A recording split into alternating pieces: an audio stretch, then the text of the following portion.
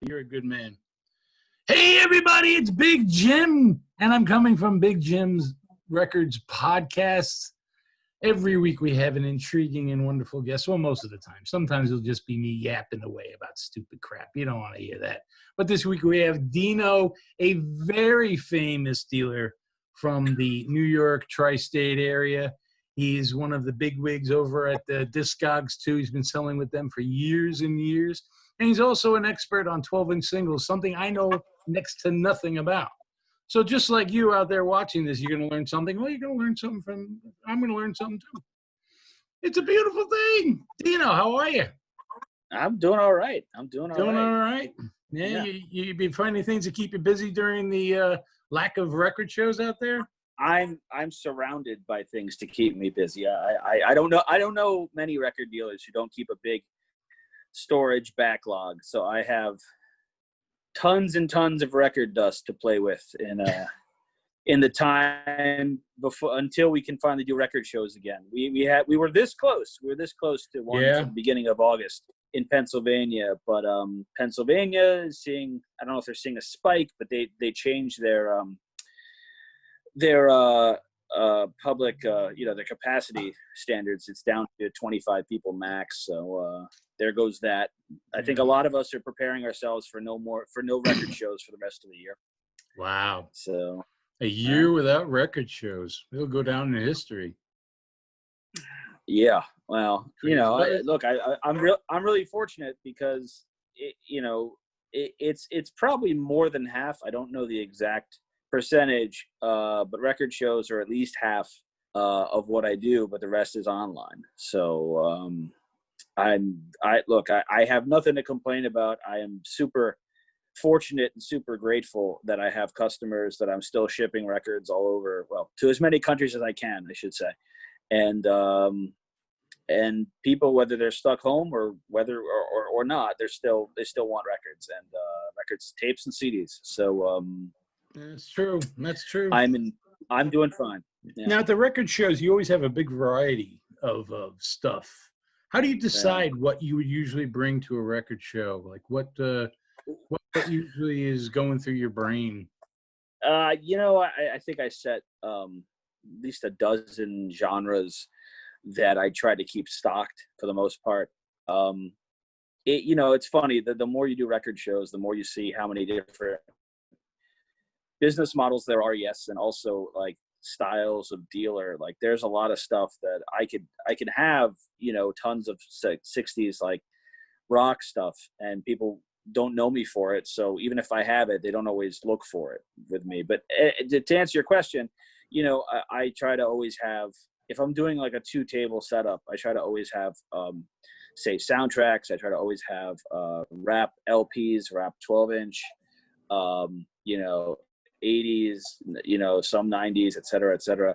I think I just basically made the dividers, the browser, the headers, as people call them, for there's just certain genres, and I don't really take them out. I don't really remove them for record shows unless I have like nothing left in that genre. So I'm always like, hopefully supplying a smattering of a bunch of different things, But it's nice to have like a focus, I suppose. But I think it makes more sense as a record dealer, if you're a full-time record dealer, to be more general and have a little bit of a bunch of different things. No, that's true. You won't see me with like a country section. Well, no, it's at some points I have had a very small country section. I don't bring out like classical records, but I to me it's like doing the job is in part having a range of stuff. If I was selling one genre, I don't think that would be appealing to customers. So even at the record shows, you're known by a lot of the DJ folks, the people who are looking for the DJ records.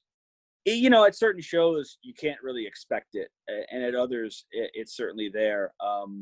I used to take a certain twisted joy in seeing people who only buy like rock records when they would scan my crates and read like words they didn't know, like Italo disco or, like, so there were people who would say, like, who would ask me what house is, for instance. Or occasionally you find people who are like, the people who read everything out loud, where they're reading it, they're reading things out loud, and then they have to tell you what they think about it, like, oh, disco. I said, I don't like disco. And I'm like, well, good. That's something. Then skip that section. There's something I can work with. So yeah. I came back to this business, at a period of time when I was really like learning more and more about dance music. I have some weird spotty background in it. Unlike a lot of people who do a lot of 12-inch singles and a lot of dance music, I don't really have a history as a DJ. I came from being a radio DJ. I have done a little counts. Yeah. But I mean, I was a radio DJ I was a music director at a college radio station in Albany, and parlayed that. And I was working in different music industry jobs, and I parlayed that to a promotion job and so forth. Put all that aside to go back to school, and then at some point, basically said, "Oh yeah, I have this whole base of music information," and kind of fell into it by accident. But yeah, I was working on studying more and learning more about dance music and the history of dance music, and connecting that to a lot of things I already knew. Just kind of spreading the base. I tell people all the time I wouldn't do this as a job if it didn't feel like there was always like an endless amount to learn. And there's just it's you turn a corner genre wise, or one niche or another with dealing with records, and it's like learning a whole new vocabulary. So yeah. Oh, I mean, I could tell you from my own experience, every time I've ever dealt with 12-inch singles, it's always been a tremendous learning experience. And you look at like, say, what? People want this thing? Oh my God, But yeah, but it's, you just never know. But there's so many different types. Like saying, you do dance music or you do DJ music. That's like saying, well, I have a cold. It doesn't tell you anything. It's because it's such an open net, and there's so many different types out there. How do you keep up with all the different titles? And because a lot of times stuff will come out and it'll be out for 5 or 6 years, and then someone gives it a title, and then that's what that kind of music is. But that's honestly, that goes for every kind of music. Like I mean, I'm still trying to hide my bemusement. Somebody I know I connect to, mostly a movie person, used a term I'd never heard before for a genre I know well. And she just, this is somebody, I'd say it's in her early 30s. She referred to what I would call boogie, basically, like 80s, African-American dance music. She referred to as, what was it? Post-disco soul. And now I'm hearing the term post-disco more often. Like these things are standard in all music. Like the thing that I grew up with as industrial in the early 90s has been parsed into EBM, which is electronic body music, for instance, separating it from like industrial noise, which is a different thing, and so forth. It's industrial endless. I knew as noise. I knew as like dang, bong, bong, bong, bang, bong, bong, like that. And so I thought the wax track stuff was kind of a lessening of the industrial term, even though it was still close. They had that heavy beat and the heavy, almost metallic sounding, rhythm section they had going. But it's club music, it's club music, but it's club music more than it's noise. So it's the mutation of dance music constantly is always it's fascinating, but it's always a thing that that keeps you has to keep you on your toes.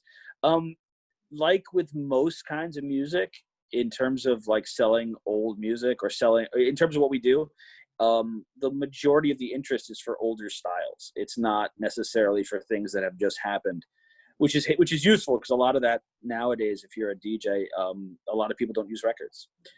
Certain people do and certain people don't. So it's easy to kind of, I always say, like, what I do is kind of my own way to stay stuck in the 20th century forever. And that's a big part of it. it is endlessly learning. And if I didn't love this music, it would be a different story. But, you know, you're right. You say 12-inch singles. It's like you routinely have for years who are like, oh, 12-inch singles. I don't know anything about that market or that field or that niche. And all they are is singles. You know, it's the same thing as 45s. Sure. But that gets turned into a thing also. You know, certain dealers are known as, oh, he's a 45 guy. And I get known as a 12-inch single guy, which is nice. But, you know, Sure. Because it kind of shows you. It kind of shows you. Yeah. And there's and it kind of shows you how kind of ghettoized some of the thinking around this stuff can be, because the 12-inch single came out around 75, promotionally 75, and then 1976 commercially. So that's like, you know, that's older than I am. And still some record guys are still think, oh, that's newfangled. I don't touch that kind of thing. So it's a format, you know, it's a format, and it's just as viable as any other record.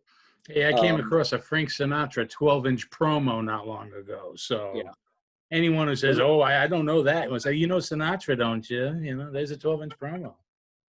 I wonder what, 80s, I presume? Yeah. Yeah. Early 80s. It's on the Nice Reprise label and everything. I had never seen or heard of it. I'd never seen and it wasn't even a song that was a hit. So obviously they were trying to make it a hit. I don't know if maybe it had a little more of a dance beat to it or something that they did on 12-inch. I don't know, but. Well, the thing about 12-inch singles, you know, I think, you know, people collect them, DJs who are aware of this. The origin of the 12-inch single was basically an accident.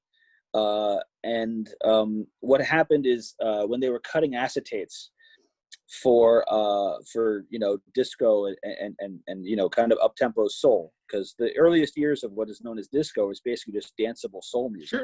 Sure. Early 70s, which is some of my absolute favorite. You know, they were cutting acetates off of, you know, like in the studio, and they ran out of 45 blanks. So they had to use an LP blank. Oh yeah, how do you want to do this? Okay, spread the grooves out. They spread the grooves out, and the record sounded so much stronger because, you know, there's more space in between the grooves. The grooves can be deeper, and the record can sound brighter and louder. And it was kind of this happy accident. And that's Tom Moulton and Jose Rodriguez were the two guys who did that, who both, you know, became big names in either mastering or, you know, remixing disco records. But it became just an accepted format. You know, I talked to a mutual friend of ours, Mr. John Bastone. And, never heard of him. Yeah. I don't know him. People like to forget his name.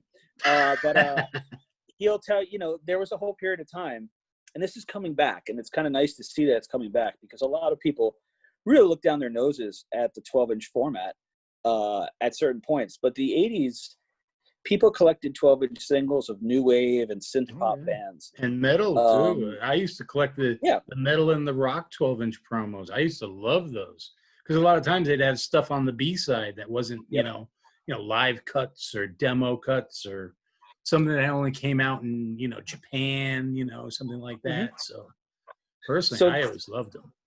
But the reason that, the reason that, you know, I mentioned that is about the Sinatra. It's just, you know, if it's going to be put on the radio, if it's made promotionally, it's not unusual for it to have been made on a 12-inch single. It's not always just, you know, club DJs. Sometimes it's just for DJ use on the air, because it's going to sound better. It's going to sound because they stopped using punchier. 45s.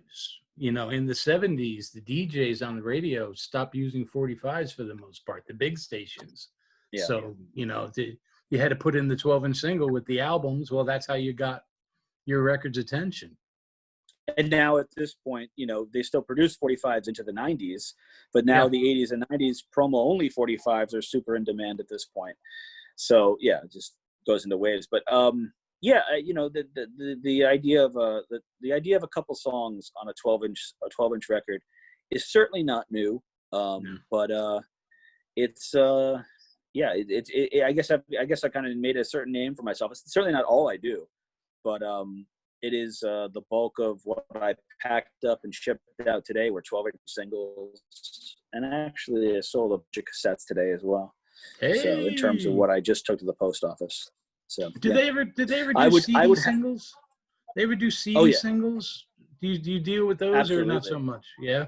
When I do when I can get them. CD singles were more promotional. Yeah. When I worked in radio in the 90s, all the quote unquote urban hip hop R&B singles were serviced as CD singles, and they were mostly promotionally, often without front art on the jewel cases, just a tray card. Yeah, absolutely. And there's, I mean, you pick the right artist. You know, there are certain artists, like you find the right promotional, Depeche Mode CD single. It's an enormous, it's worth a Sure. shitload of money. So I'm Sure. sorry. Am I allowed to curse on this? You're allowed to curse on us. Very good. Very good. I will make the point Hey, to do don't go so fucking cursing on my fucking show here, man. I got all quality day I'm long. trying to uphold here. Oh, You people better fucking listen. that's right. But yeah. And you kids out there, eat your spinach. That or you'll curse too, damn it. But yeah, I've said it many times. If I could make a living only selling cassettes, I would happily do it. Happily. I have been getting in tons of cassettes lately. Tons. I love cassettes, and I mean, I won't deny. Occasionally I'm just attracted to something because a lot of people hate it. Like one of the big four styles that I'm a huge fan of, and I know your wife is also a fan of, is freestyle music. Mm-hmm. And when I was first learning about dance music in the 90s, a lot of my friends were all drum and bass DJs, and they were like teaching me about house and techno. And one of the first things they told me was, be careful. You don't want to end up with freestyle records. Freestyle was it was demonized. And really? Obviously something has to be going on there if people are telling you to avoid it. So, whereas I was like a super anti-CD guy in the 90s, now it's like I want to push back because there are so many people I know who own record stores who don't even believe that CDs were ever worth anything. Yeah. And I sent out 2 CDs today as well. I love selling CDs also. So yeah, it's about, I like to be well-rounded because it's so easy, especially in what we do, to find a niche and stay in that niche. And I don't like, if I can work against being narrow, I want to do that. Sure. Actually, yeah, give me 3 minutes. Just give me a quick description of key types of dance music for our audience. Just give it a little description and what makes that different, the drum and bass different than freestyle, and just a quick 3-minute rolled into like one of those books you used to, the yellow with the black striped covers, used to read instead of like actually reading a whole book in high school and having a test on it. Cliff Notes. Give me a Cliff Notes version of the dance music world.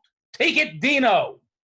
Okay, let's see how much I can strip this down, because someone is going to get mad at me. Invariably. Good. I'm kind of we like pissing them off. Hey, here's the complaint department. So let's start with disco.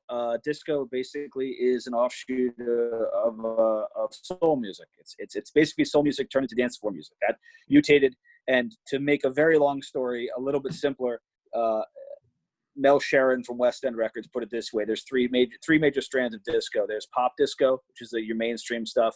There's R&B disco, obviously catering to an African American clientele, and there's gay disco, self-explanatory. The styles are a little bit different. Disco, basically, depending on who you talk to, people argue about this. There was a crash of disco. Some people think it was engineered, etc. Disco kind of has this issue in '79. Somewhat goes underground, but not really. A lot of places kept playing danceable music. That begat a style that, if you're going to follow those strands, if the gay scene went to a style that was called high energy, which is very fast. Some people would argue that it's some people would say that it's basically music to do poppers to. I was going to say something like that. R&B disco turns into what we call boogie, which becomes a much kind of like funkier, slower, but still total danceable music. One of the places known for that in New York City was the Paradise Garage. Pop disco gets rebranded by the major labels into dance music, quote unquote dance music. And even though they're trying to sell certain, rock artists with the dancier singles, it still continues in the 80s. Sure. My friend Eddie is the guy who really taught me about dance music in the 90s. I owe him a shitload, and I'll quote him, whereas he refers to house music as being disco's revenge. House music is based on a simple four on the floor beat. It's basically Disco, yeah. It's basically disco updated with 80s technology. Whereas you didn't have orchestras full of like real people playing, real instruments. Instead, you had drum machines and sequencers and so forth. People will.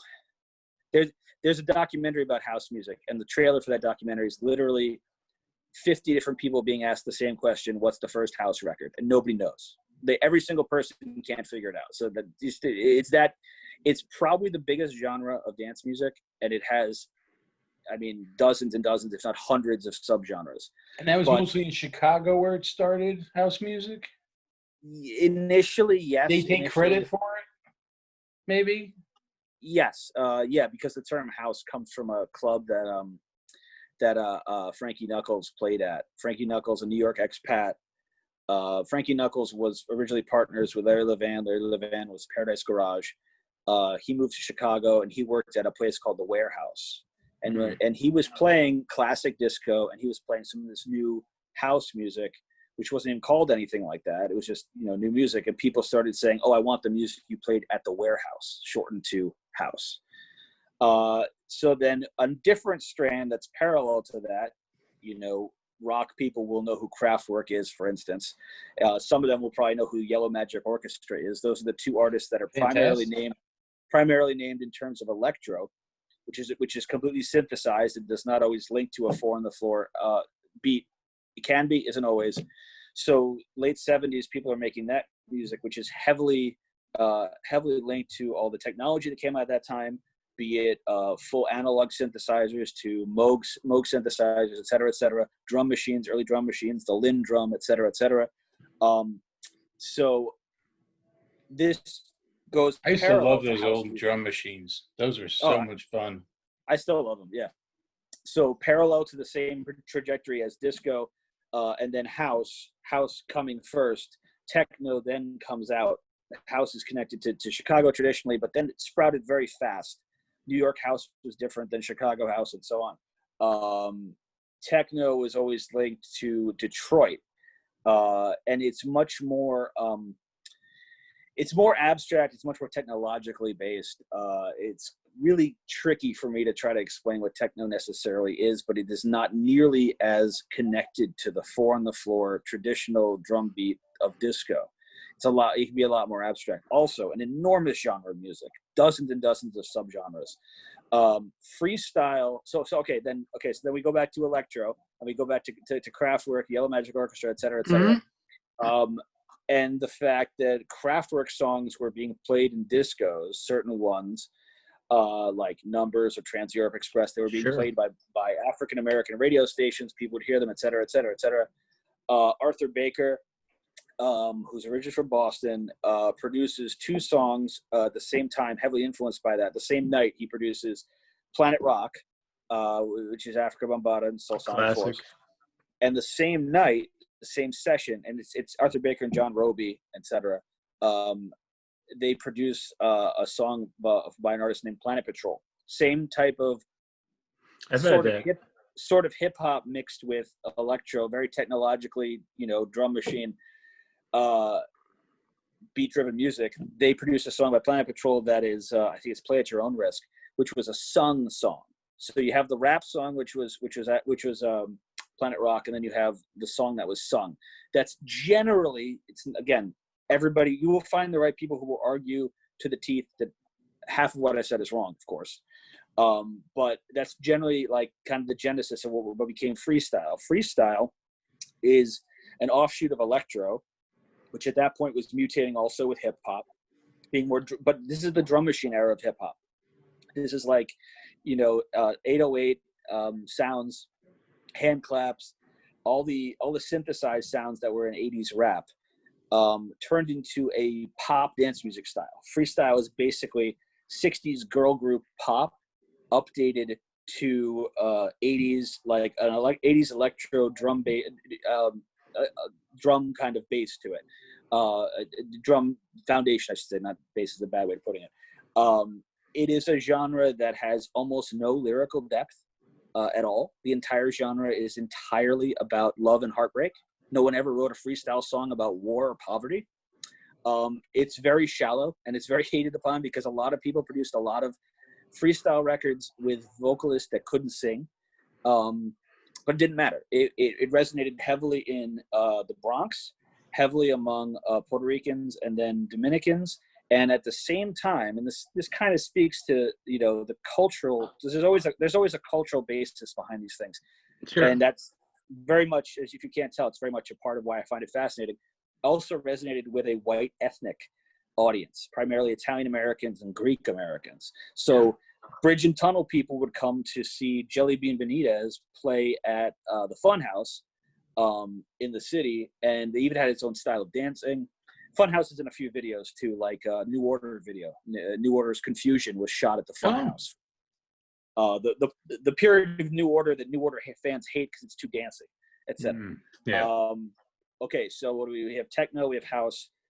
Do I need to explain hip hop? That's kind of understood, right? What kind of a connection is there hip hop? I mean, is that truly in the dance world, or is that something that it's its own thing, but it has some dance in it? You know, there's certainly a dance element that's in it. It really depends on who you ask.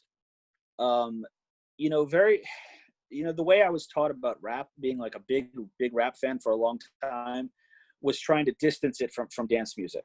And that's kind of artificial because all these things happen, you know, the same people producing a lot of records are always influenced by one thing or another, or using different elements.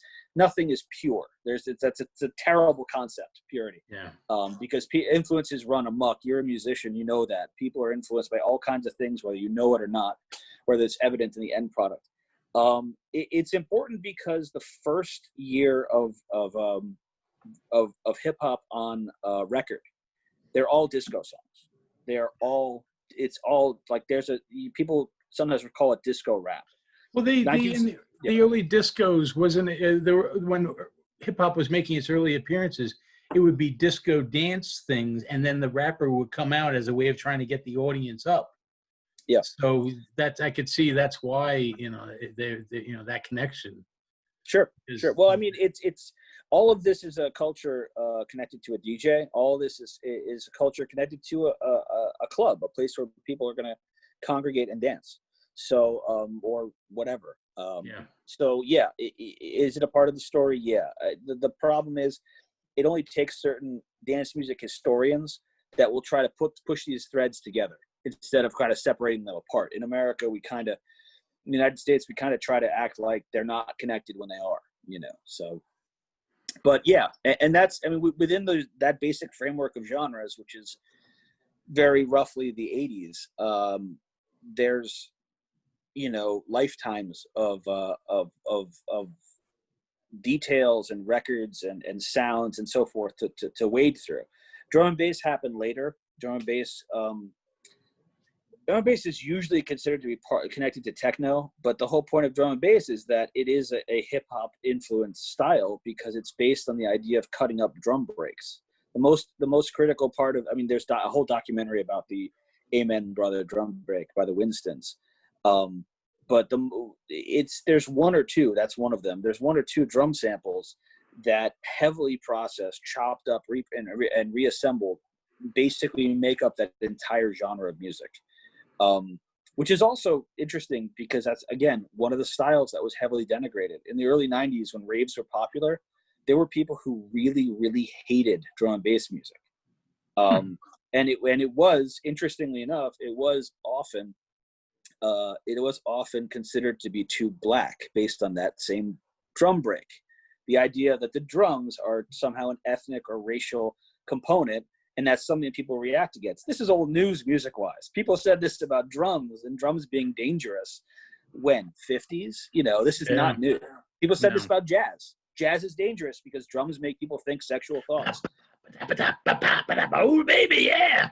So there's, you know, I like to put all this stuff into context because there's always cycles and patterns, especially in the music industry and entertainment industry. So yeah, how was that? Was that all That right? was excellent. That was excellent.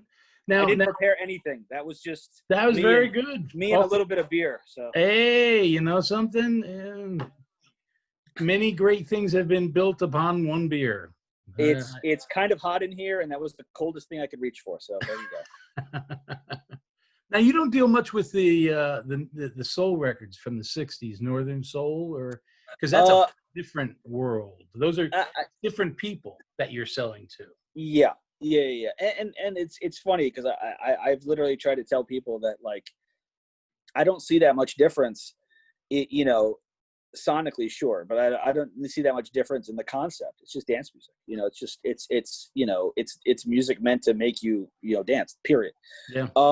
I do on occasion, but Northern Soul is it's surprisingly limited, because there's so many records that are labeled Northern Soul where if it's the wrong pressing, nobody cares.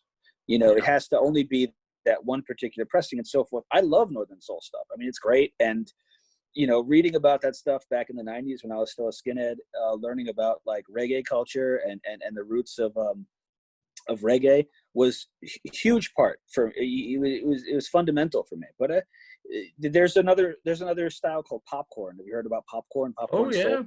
Yeah. So popcorn soul is much more interesting to me because it's much broader. There's always different things, all these different records in the Belgian popcorn scene that are not strictly, they're not nearly as narrowly focused upon as Northern Soul is.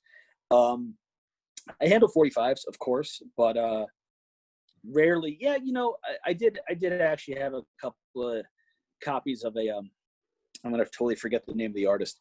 A Jersey Northern Soul record recently. I do handle them on occasion, but that is it's a very specialized niche, and it's a very hard one to restock, as you know, because I mean, one of the stories of Northern Soul records is that they were the records that got remaindered. There's an old industry term for you. The records that got remaindered that nobody wanted, so they used them for ship ballast.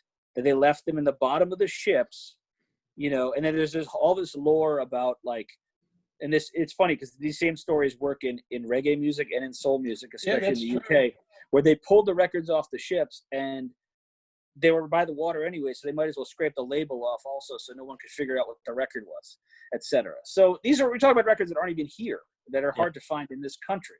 Not to mention how many people have come to this country to mine those records out. Yeah, well, not always, but not exclusively English. Well, the English are probably the biggest, and then the Japanese are starting to getting into it too. It depends on the genre. It depends on I was literally talking about this with another record dealer. We were talking about a rap record actually earlier today. Like Miami bass, Miami bass and the Florida electro stuff from the 80s. Try to find any of that stuff in Florida, you're not going to. But if you go online, everybody who's selling it's in Germany. So a lot of people came from, say, Germany to empty out wherever they could from Florida. Sure. And, I mean, the end product is still cool. The records are still on the market. They're still out there. They're not, they're not in the bottom of a ship. That's no. Actually, like 15 years ago, I met this guy from England, and he said that he was the guy who he coined the phrase Northern Soul. And I said, oh, really? I said, well, where did it come from? Northern Soul. I mean, are you only buying records from the north of America? Soul records that come from the north? He says, no. He says, we were in the north of London and we liked those records and we didn't like the soul records they liked in London. So we had our own thing. So it became a separate thing. And I was like, yep. You name the genre of music based upon the region of your country that didn't produce it, didn't, master it, didn't, and I just thought that was kind of interesting. Oh yeah. Well, I mean, I don't know if a book has been written, but you could easily write a book or multiple books just about English music fans and how heavily they focus on one genre and how much they define themselves against another one. Northern Soul clubs were all in the north of England Yeah. It wasn't, if you were in London and you wanted to go to them, they would arrange like coaches. But this is, you know, for us, like, it's funny, like you find record dealers who maybe they're older guys, maybe they're, you know, not quite so hip or what have you, whatever their background is. They learned about the term Northern Soul in the past 5 to 10 years. People were coming to America to buy soul records to feed the Northern Soul scene in the 70s. Like, this is a very old thing. Well, this guy said he's been coming here, you know, and he goes across the country since 1972. He started. Yep. Yeah, there you go. And some of those guys became like, okay, so like one of the big names, and I'm not going to remember the name right now. What's it? John Manship.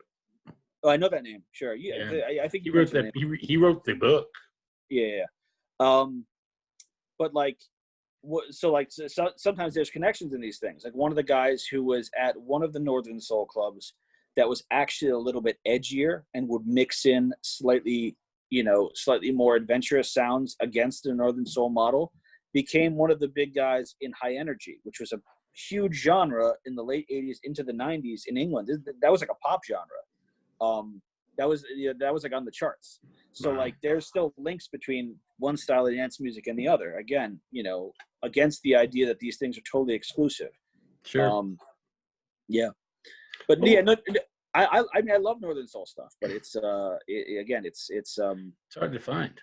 It's hard to find, and like some of the harder to find styles of music, if you're not invested in it almost exclusively, it's not going to come to you. You know, you have to kind of focus on it because it becomes a trading between collectors kind of game. So sure. Yeah. Sure. Well, you know, one thing I wanted to ask you, you had mentioned before when DJs switched from using records. Mm-hmm. I can remember when the first machine came out where you could mix an MP3 and actually do scratching and mixing on it. And all of a sudden, out of nowhere, every DJ was dumping their records and they were selling them for $0.10 a piece just to get rid of them. We're talking about like early 2000s. Yeah.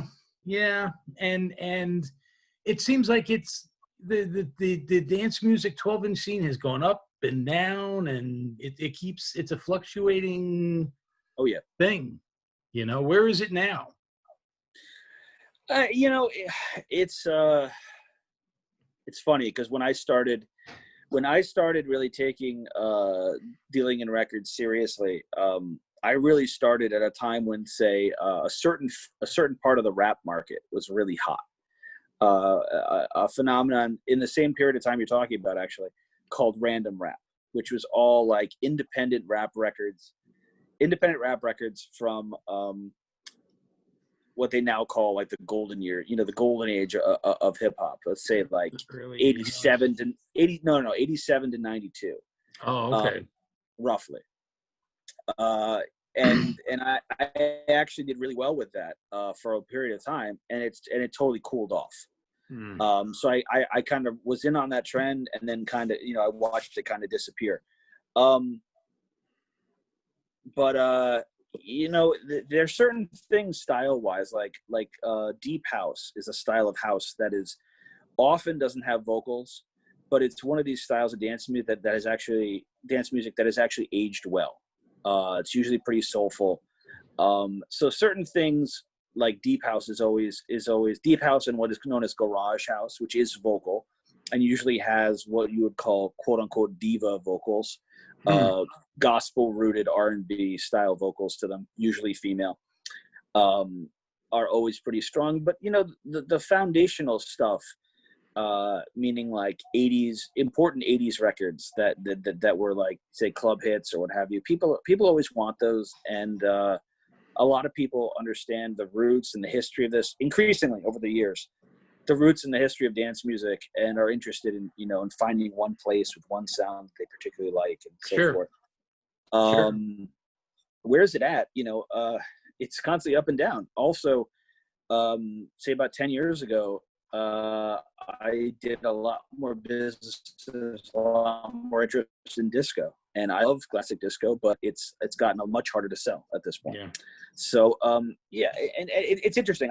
There's a DJ from Brooklyn that I know, real good guy, interested in early techno, and he was telling me he went to Poland, and he was finding young kids who were interested in any style of dance music as long as it wasn't cool. Because there are trends in dance music as well where like certain things age badly. And say like every DJ bought a copy of whatever record at whatever year. And again, the same era of time is a good example, 2002 or whatnot. Progressive house was really big. That's one of those genres or subgenres where it's basically dead. Like very, very few people care about it. They have to be the right age to have been there, generally speaking, to have nostalgia for it, to want it now. So every DJ who dumped their records, there's so many records like London, England in general is full of certain dance records because everybody bought them and then they went out of date and now people are selling them for pennies. Yeah. But this kid was telling me like outside of the stuff that is considered cool that has aged well, there is now younger people who are exploring so many of these different niches of dance music. And if it's not cool, they're interested in it, which to me is like forget the market, forget the fact that I sell records for a living. I love that because it's like I used to do that when I was young. If you have a no stone unturned attitude towards music, you're always going to be having fun. Like to me, that's a great attitude to have. That's to me that's like the most refreshing thing I could hear about in terms of music and understanding the past of music, because so many people get so narrow. I know so many people who are only collecting, this one type of hardcore punk, from 3 or 4 years, and they have to have every single record, every single color formation. Yeah. And I feel bad that, I have so many friends who are friends, and I'm not trying to bag on them, but it's like, to me, it's like, I'd rather see it get larger instead of more and more focused, because where do you go from that? Like I know people who have focused so much on genres that they like, they're buying the same records 3, 4, 5 times. And I'm like, why don't you take a hard left turn? Left goes this way. I'm looking at the mirror of my image now. Why don't you take a hard left turn and get into a totally different genre? Like, you can do that. Like, people have the capacity to do that, but a lot of people won't do it. And I guess I'm lucky that I can look at I can look at things differently and say, hey, what about this genre? I don't know anything about that. Let me dive into Calypso or whatever, let me learn more about that. So, yeah. That answers your question. So now, just a quick side question, quick answer. Do you have a big record collection of your personal owning, or is it just everything is kind of up for sale? No, I still have a lot of. I mean, what's a big record collection? I learned from the senior. Name drop somebody. The senior guy in Boston, Boston record retail, Skippy White. People would call him up and say, and I think he's just closing his store now. He has had a retail store for over 50 years in Boston, and at one point had like 5 stores. People would call him up and say, hey, you want to buy some records? I got a lot of records here. And he automatically, to kind of deflate, to bring people down to earth, he'd say, so a lot of records, would you say it's 5,000 or 10,000 records? And usually it's people who say, I got a lot of records, and it's like 20. 20, yeah. So, yeah, do I have a lot of records? Yeah, I still have a decent amount of records. I still occasionally keep some records. I like to say I make my living selling records, not keeping them. Yeah. But, yeah, of course. I mean, I'm interested in history. I'm interested in connecting certain dots. And a lot of what we do, this, it's like you keep a record for a certain period of time, and then it's of no use to you anymore, and it's worth something more, and you can keep it moving and so forth. Every time I open a store, my personal collection gets pillaged, and it's got to go. Yeah. Because a lot of times that's the good stuff. That people go, oh my God. Because of course I have impeccable taste. But that's helpful. So Discogs has been the place for you for selling stuff now for a while. Yeah. Discogs still doing good for you? Yeah. I mean, it's been because it was started by DJ people, right? Originally, it was started by dance music people, and then it just grew and grew and grew and grew and remains growing. It's an unending discography of all recorded music. Yeah, I think I started in 2007, Wow. thereabouts. But yeah. I mean, How many items do you have up on Discogs? Whoops, wait a minute, we lost you there. Oh, there we go. I'm back. That was a phone call. How many what? Sorry. How many records do you have up on Discogs right now? In the 9,500 range. That's records, tapes, and CDs. What's your Yeah, username? Go check it out and buy some stuff from you. Dom Casual. Dom Casual. Dom Casual. I should have known Yeah. that.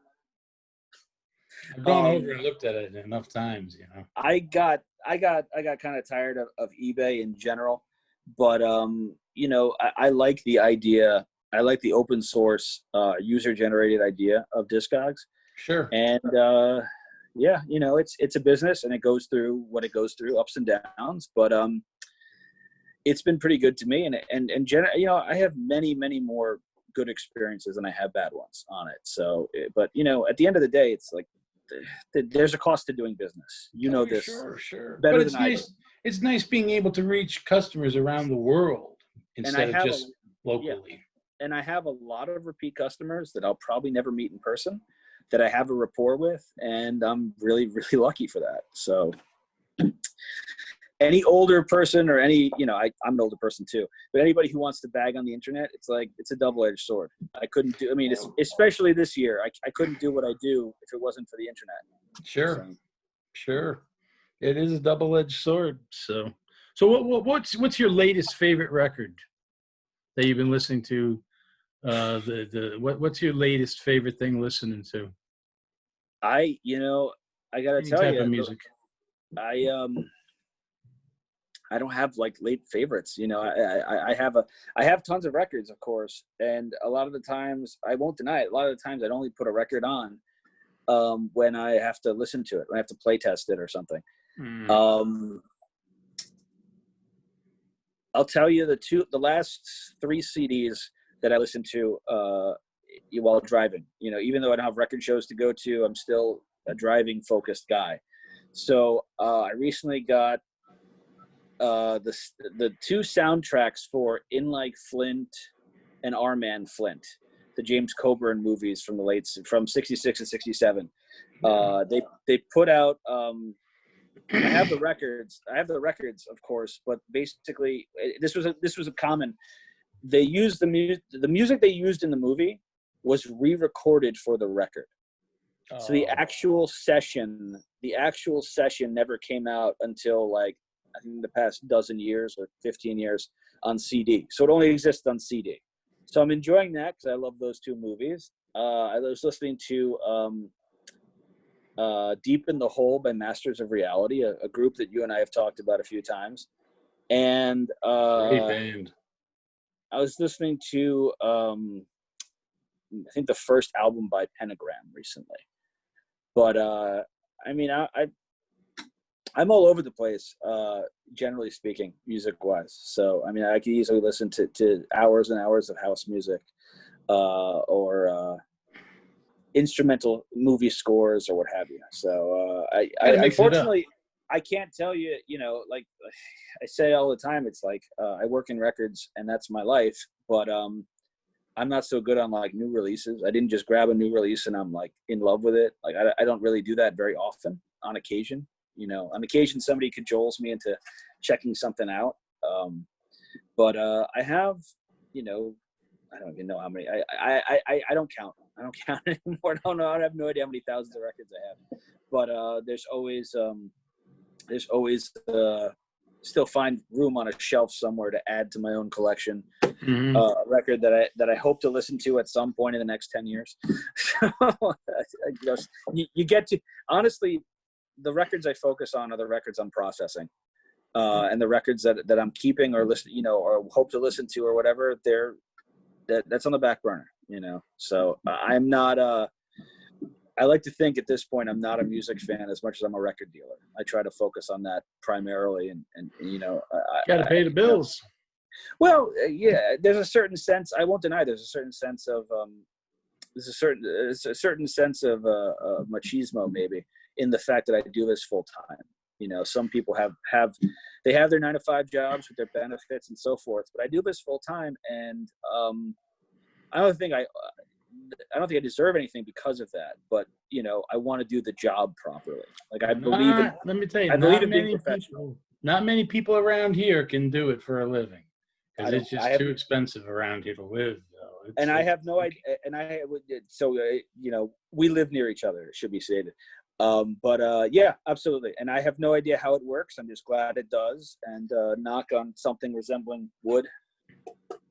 You know, and you got lots of cardboard there. You can knock on that. I think cardboard's kind of an insult if you're wood, right? It's kind of I guess it's like, you know, the dead decaying flesh. Yeah, look what you did to my skin. Thanks. That's my Uncle Bob, you bastard. Yeah, now he's corrugated. Corrugated. He's much more useful this way, though. Gotta say, unless you're building a house and then forget about it. So. Don't build a house in corrugated. Thank you so much for being such a wealth of knowledge. This really was a great education, and we're going to have you back on again sometime in the future talking about some more stuff because there's certainly lots more to talk about, but we already got a pretty full show here, so I got to let everyone digest it and take it in, and they may have to listen to it a couple of times and make some notes, and, you know, it'll all settle in. It'll be a good thing. Well, I appreciate it. Thank you so much. And everyone, we'll see you next week. Future Big Jim's podcast. We got lots of crazy, wacky guests, including, like he mentioned, this guy, John Bastone. Going to have him.